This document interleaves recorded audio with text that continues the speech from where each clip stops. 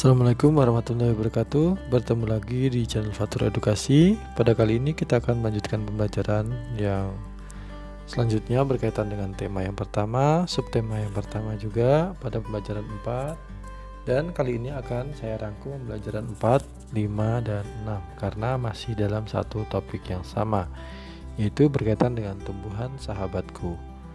Nah, sebelum mulai belajar, terlebih dahulu berdoa agar apa yang disampaikan dapat memberikan manfaat bagi kita semua. Oke, langsung saja kita mulai pembelajarannya, yaitu berkaitan dengan membuat kesimpulan dengan baik. Bagaimana cara membuat kesimpulan dengan baik? Maka terlebih dahulu jangan sampai kita melupakan bahwa ketika kita akan menarik kesimpulan, kita akan membaca atau mengulang lagi bacaan yang akan kita tarik kesimpulannya. Nah, pada pembelajaran sebelumnya kita sudah mencoba untuk mencari ide pokok pada masing-masing paragraf.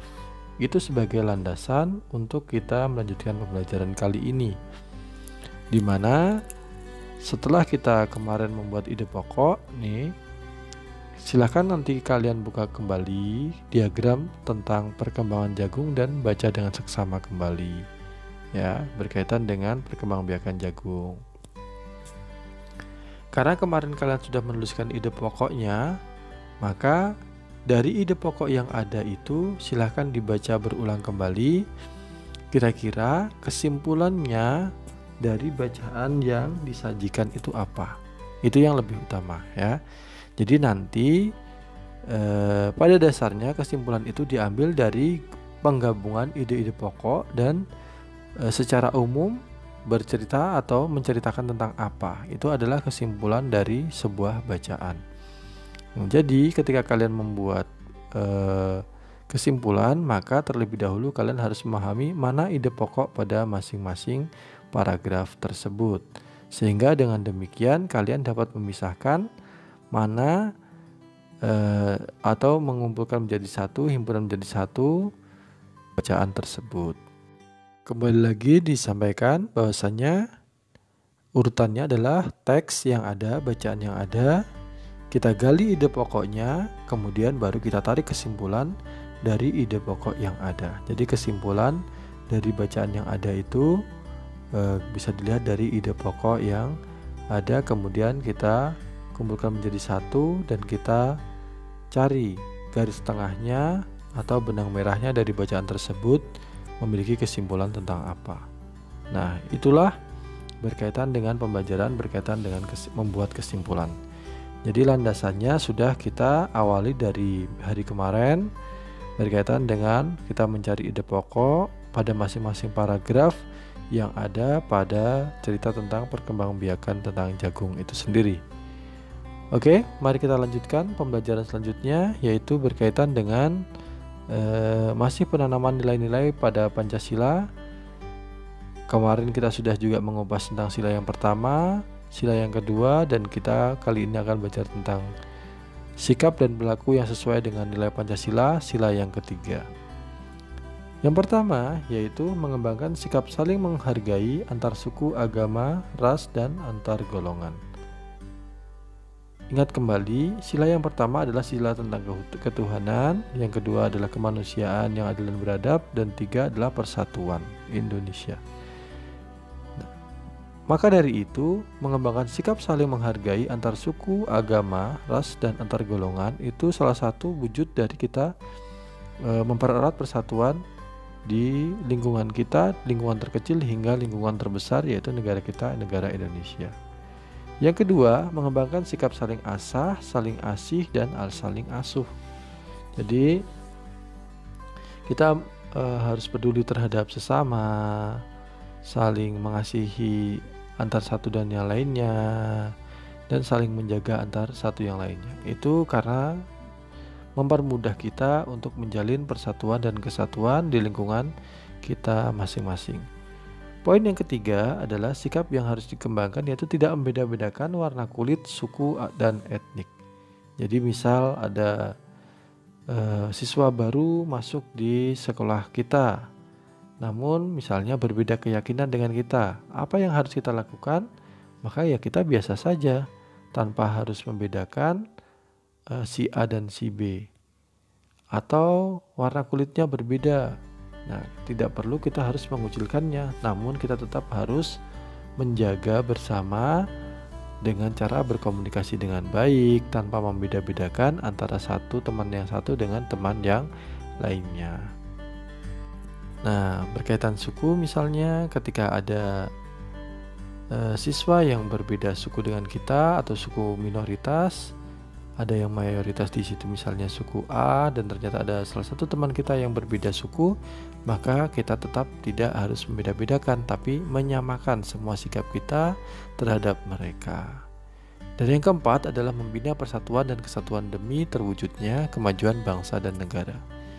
Persatuan dan kesatuan itu pada dasarnya adalah hal yang sangat-sangat penting untuk kita pupuk kembali dari lingkungan terkecil, yaitu lingkungan keluarga. Lingkungan keluarga, terus naik lagi ke masyarakat terkecil kita, misalnya RT, RW, dan desa, dan seterusnya kecamatan, kabupaten, provinsi, dan negara. Dari lingkungan terkecil itu sendiri, ketika persatuan dan kesatuan itu terus dijaga, maka rasa tentram dan aman di lingkungan tersebut akan menular ke daerah yang lain. Jadi baik dengan seperti kerja bakti, kerja kelompok, dan sebagainya, itu ketika persatuan dan kesatuan dijunjung, maka insya Allah akan memudahkan untuk mencapaikan kata mufakat yang diinginkan dalam sebuah musyawarah atau memperingan ketika kita melakukan pekerjaan. Karena ketika kita melakukan secara sendiri-sendiri, tercerai-berai, maka akan semakin memperlambat, sehingga persatuan dan kesatuan itu perlu kita bina dan terus kita jaga kembali. Apakah penting membina persatuan dan kesatuan? Ya, karena itu merupakan elemen dasar dalam sebuah negara, bangsa dan negara. Ketika persatuan dan kesatuan itu terjalin utuh dengan semangat yang sama, semangat ingin membangun negara yang sama, semangat rasa kekeluargaan yang sama, maka akan memudahkan ketika terjadi permasalahan, maka rasa kekeluargaanlah, rasa persatuanlah yang akan menjadikan mereka untuk kembali bekerja sama atau saling merangkul ketika terjadi gejolak atau terjadi diskriminasi di beberapa daerah. Nah, maka persatuan dan kesatuan itu perlu dibina agar terus terjaga dengan baik. Selanjutnya, tugas yang kedua. Setelah tadi tugas yang pertama berkaitan dengan menarik kesimpulan dari cerita tentang perkembangbiakan jagung tadi. Nah, maka untuk yang tugas yang kedua yaitu silahkan kalian membuat cerita yang berkaitan dengan sila yang ketiga. Apa sih sila yang ketiga tadi? Adalah sila tentang persatuan Indonesia. Nah, sila yang ketiga mengandung makna usaha ke arah bersatu dalam kebulatan rakyat untuk membina rasa nasionalisme dalam negara kesatuan Indonesia bersama kelompok kalian. Nah, sebenarnya ini dilakukan secara berkelompok. Namun karena pandemi yang sedang ada di negara kita, maka silahkan kalian kerjakan secara mandiri dan nanti dikumpulkan ke Bapak langsung melalui seperti biasanya ya. Tinggal difoto hasil kerjaannya dan dikirimkan. Nah, berkaitan dengan cerita ini, silahkan kalian membuat cerita tentang persatuan Indonesia tadi dari pengalaman kalian selama pandemi ini. Silahkan kalian buat ceritanya yang mengandung unsur yaitu sila yang ketiga. Ingat, sila yang pertama ketuhanan yang Maha Esa, sila yang kedua adalah kemanusiaan yang adil dan beradab, sila yang ketiga adalah persatuan Indonesia. Jadi silahkan buat cerita berkaitan dengan sila yang ketiga. Diambil dari mana? Fenomena yang terjadi atau pengalaman yang kalian alami sendiri ketika di masa pandemi seperti ini.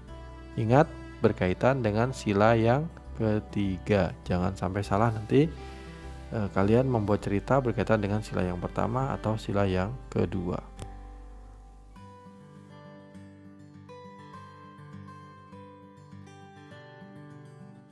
Demikian pembelajaran kita kali ini, semoga memberikan manfaat bagi kita semua. Ingat, ada 2 tugas.